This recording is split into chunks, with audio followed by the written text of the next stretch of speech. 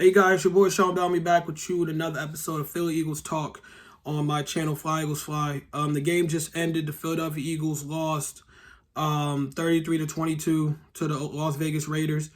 They dropped our record to 2-5.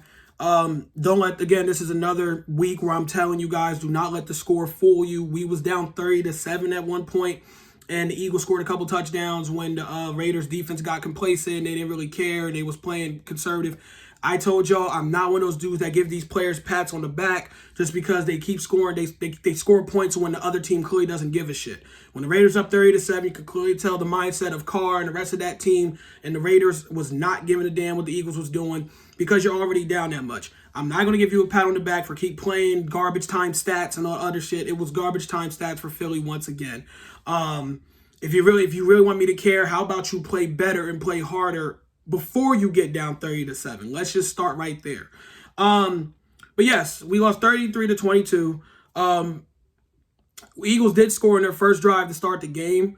When they received the ball in the first quarter when the game, the game started. Nick Sirianni, actually, I think I will give him a little credit this week. He ran the ball a lot more than we've seen him recently.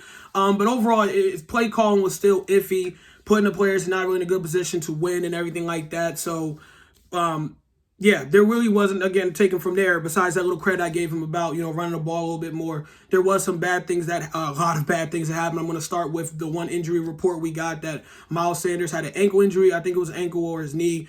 And he was out for the rest of the game after the first quarter when we was giving him the ball on the first drive and he was running. He had some good 5-6 yard carries, but then he got hurt and then he was taken out, and that kind of, it really took a lot of the fight out of us as fans. I'm not saying we gave up, like that was it, the Eagles stopped playing, but again, Miles Sanders is such a beloved player for us, to the fans and to the organization. You want to see him succeed. And the fact when Nick Sirianni finally decides to give the dude the ball, give Miles Sanders the ball, and positive things was happening, you have the football gods do some fucked up shit, and now he's hurt. Now, we don't know how long Miles Sanders is going to be out, but he was carted off the field. They had to put him on the cart and to drive him out there. He couldn't walk. So who knows what the ankle injury is going to be.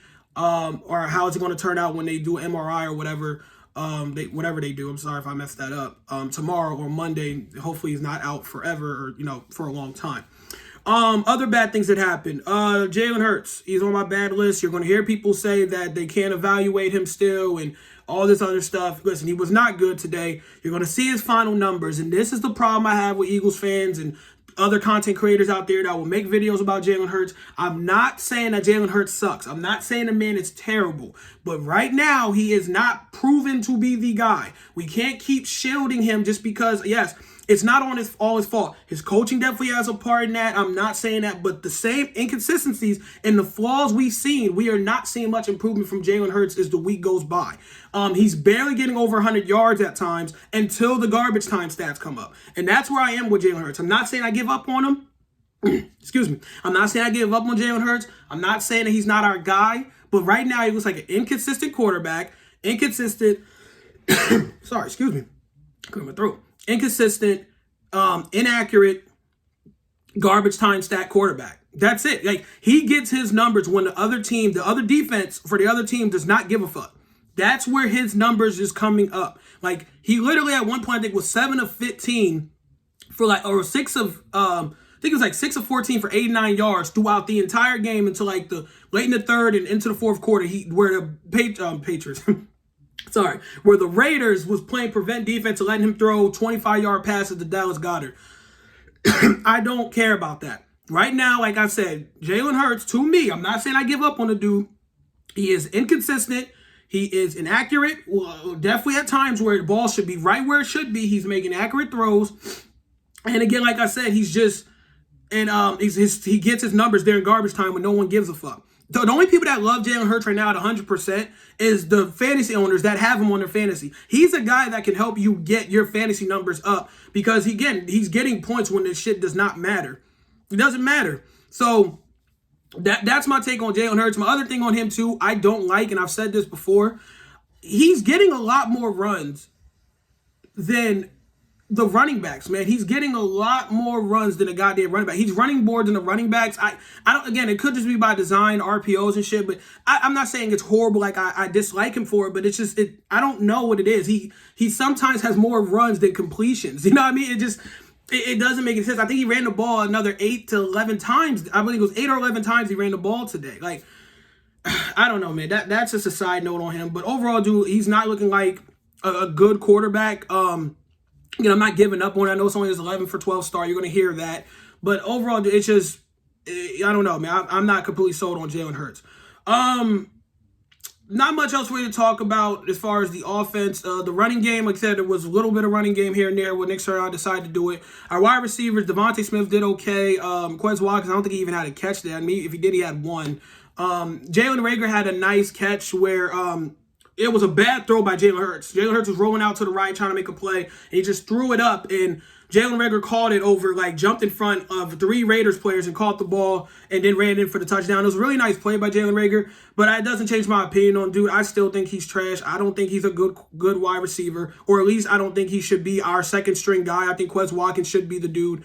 Like, their snap count should switch immediately. I will constantly remind people, I say this every time on Twitter, we literally chose Jalen Reagor over Justin Jefferson. I will not forgive the Eagles for that. Justin Jefferson, like I keep telling people, he's a star, and I don't care if you hate me for keep repeating it. Justin Jefferson's a star wide receiver, and I don't see much in Jalen Reagor. I don't. He had a fumble today in one of his kickoffs, and then it wasn't a turnover for the Eagles, but he had a fumble in his kickoffs. I don't know what the value the Eagles are seeing in him is. At this point, we have him, so I think they're just trying to prove that he's a good guy. He's a good guy. He appreciates a good dude. But as far as wide receiver, I'm not sold on Jalen Reagor at all. Nothing else really on offense. Defensively, it's hilarious and pretty insane how Howie Roseman put so much stock into the defensive line, but he rarely will spend a lot of his picks or spend money on anything else. Is more than the defensive line, and the defensive line has been just not been that good this year. I still believe our defensive line on paper is good, but when you see them in action and see them play this year, they have not been good. They're getting run all over the place. It used to be kind of a forbidden law to try to run against the Philadelphia Eagles defensive line. That shit's not happening no more. Teams just running it down our throats. Nothing crazy, no switch trick plays. It's just run down the Eagles' throats, get like 5-6 yards here and there. No one's really making a play on that end. Linebackers fucking suck again. I think the Eagles have the worst linebacking core in the NFL, or at least the top 5 worst linebacking core in the NFL. I can't stand our linebackers. They can't cover for shit, and at times they're just. And I tweeted about this earlier too. I'm so tired of this linebacking core. Definitely freaking celebrate when they tackle someone for a loss on like 1st and 10 and the 2nd 11 to the next play to give up a 10-yard pass over their heads. I hate when players do that. Stop fucking celebrating those little plays you make when it's first of all, they're not big plays. The only time you should celebrate if it's a big play. I don't understand, or if it's early in the game when it's 0-0, that's fine. But when you're getting your ass beat, stop celebrating or doing your patent shit, whatever you like to do when you get a tackle for a loss. You should not be celebrating. Those linebackers should never be celebrating ever. They're garbage. I really hope we retool this entire linebacking core, and I'm not joking. They are garbage. We need some coverage linebackers, and dudes that can actually consistently tackle. We don't have that right now. Everyone and their mama has seen this, that the Eagles linebacking core is by far one of the worst linebacking cores in the NFL. If you do not see the tape or when you are facing the Eagles and you have to plan for them, you should be always saying we are going to attack every linebacker in that goddamn defense. Because 9 times out of 10, you are going to get very good positive yards against them. The linebacker core fucking sucks. There's nothing else really to fucking say. They suck. As far as the corners, it's the same thing I always felt. Besides Darius Slay, maybe throwing in Rodney McLeod. I'm not Anthony Harrison get to play today. But overall, I think the secondary is still, it's average to decent. I'm not going to say it's terrible. Stevie Nelson gets beat here and there. Like, he gets beat. Darius Slay doesn't really get beat as much. He's Darius Slay. Darius Slay's nice. Like I said, Anthony Harris, the guy we brought in from the free agency, he didn't get to play this week. I don't think it really made much of a difference. Rodney McLeod's still a solid dude. So again, I don't think our corner position is horrible. And Avonte Maddox, I will give him credit. He's been doing well so here. So I won't say our corners is horrible, but overall, as far as coverage as a team, when you watch this team, it's just like it's so easy for the other team to get yards on the Eagles and pitch and catch between the quarterback and the wide receiver versus the Eagles team. It don't matter if you're talking about the linebackers or corners doing coverage. It just seems way too easy for teams to get down the field and do what they want to do against this team. But yeah. There was a moment in the game too where Jason Kelce, I think we was down 30-7, or what was it? Maybe 20. I forgot what the score was. Maybe it was 24-7. The point is, there was a moment in the game where Jason Kelce, who we all love, I guarantee Hall of Famer, definitely Eagles Hall of Famer. I love Jason Kelce, but there was a moment where Jason Kelce kind of showed me where this team was mentally. You could just tell that they lost their composure. He had a moment where he took his helmet off and he was about to get in a fight with one of the Raiders players and got an unsportsmanlike conduct penalty. It was just a very dumb penalty at a very dumb time by Jason Kelce. But when I'm seeing that, a lot of people started saying, bro, you could just see the Eagles are clearly losing their composure. They're getting frustrated. This is not how they want to obviously see this going. And that's what happens. When you're getting your ass whooped, you start trying to show more heart when, again, it would be great if y'all showed more heart when y'all wasn't getting your ass whooped. So, I don't know, bro. Overall, this Eagles team, that's what I'm going to name this freaking video. The Eagles are pathetic. Because my biggest takeaway, too, if I talk about who we play next week and how I feel about next week, this team's just not fun to watch, dude. I'm not saying I thought this year we was going to win 15, 16 games or go dominate the playoffs and throw up big numbers.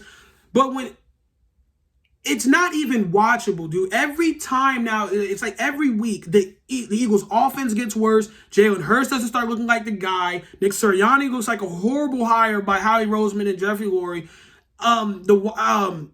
The defense is shitty. I really don't know where the excitement is coming from with this team. You're going to hear the same bullshit when you go and hear their post-game press conferences with Nick Sirianni, Jalen Hurts, the rest of the team. You are going to hear the exact same shit over and over. We're almost there. We trust this group. We all this rah cheerleader shit. When I'm getting sick of it, dude. I'm getting sick of it. I'm not saying you have to give up on the team and say this is. You should be literally in press game conference saying this is terrible. We're playing terrible. These rah fucking speeches about how we need to do better is so tiresome, dude. So tiresome. Because they're not showing it. Jalen Hurts said, I need to do a better job. And motherfucker, he won't do it. And then Nick Sirianni kind of said, I need to do better running the ball and putting our players in the best position to win. And that motherfucker won't do it. So I'm so tired of hearing that. It's another week of 6 days. We have to sit here and listen to this bullshit and hope that we come out better than next week. They are pathetic. They're pathetic. It's not watchable at this point. It's not. Obviously, the only reason why you watch it because you love the Eagles as a fan. That's the only reason you turn this shit on in the day. Now, next week, we go up against the 0-6. I think they're 0-7 now. Detroit Lions on the road. I'm going to say this now. We should win this game. We should, if we don't shoot ourselves in the foot. But if Jalen Hurts comes out next week and has a monster game, throws for like 400-something yards and 4 touchdowns, our running game goes crazy, Nick Sirianni looks like a genius, our defense makes a lot of stops, I'm going to tell you right now as a fan, I don't give a shit. Cool. You're going to probably whoop a 0-7 Lions, incompetent Lions team's ass and expect me to be excited. I'm not. That shit does not fly here. I don't care if you beat a team you're supposed to beat. The fuck was this at the last 3-4 weeks? So that's what's going on, you guys. Again, they're pathetic as fuck to watch. There's nothing really good to come out of this. And right now, Eagles fans are pissed, and rightfully so. We suck. That's literally it. I got to go right back to work tomorrow and hear a Cowboys fan who I'm cool with, but the Cowboys fan in my ear about where we are, but we're 2-5. This season, we're starting to look like a wash, man. Dallas is 5-1. I can see Dallas winning these 5 more games to get to 10 wins. I'll be surprised the Eagles even get to 6 or 7. Like, it's just not looking like. It looks like at this point, at some point, fans gonna be asking, are we just gonna tank and wait for these 3 draft picks to turn out? Okay, I don't know. But that's it, you guys. I'm out. Peace.